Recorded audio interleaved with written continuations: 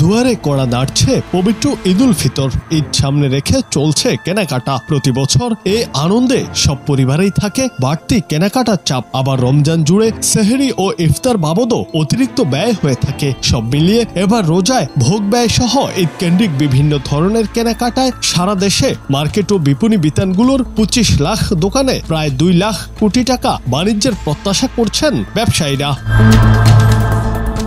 এই টাকার বড় একটা অংশ চলে যেত পশ্চিমবঙ্গের বিভিন্ন বিপণী বিতানে। তবে এবার সেটি হয়নি। ভারতের কুটচালে ধরা খেয়েছে তাদের ব্যবসায়ীরা। নিরাপত্তার অজুহাতে ভিসা বন্ধ করায় বাংলাদেশ থেকে যায়নি লাখ কোটি টাকার বৈদেশিক মুদ্রা। ফলে এই টাকা রয়ে গেল দেশের মাটিতেই।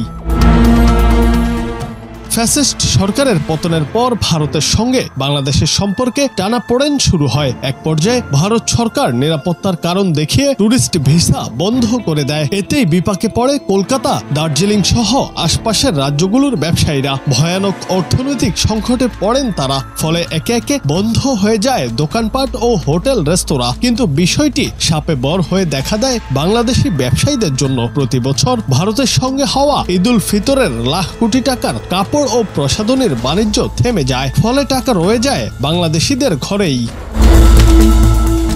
Kolkata central city new market এলাকার রাস্তা মার্কুইস স্ট্রিট। ওই স্থানকে কলকাতার বুকে এক টুকরো বাংলাদেশ বলা হয়। বাংলাদেশিদের কেন্দ্র করে কলকাতার নিউ মার্কেট সহ বিভিন্ন স্থানে গড়ে ওঠা ব্যবসা এখন ধ্বংসের মুখে। ওইসব এলাকার রেস্তোরাঁ, হোটেল, মার্কেটের 90% বাংলাদেশি ক্রেতা। বাংলাদেশিরা না যাওয়ায় বেচা বিক্রি বন্ধ হওয়ায় ওইসব অঞ্চলের ব্যবসায়ীরা হা হুতাশ করছেন। কারণ বছরের এই সময়ে তারা বাংলাদেশি ক্রেতাদের দিকে চেয়ে থাকেন।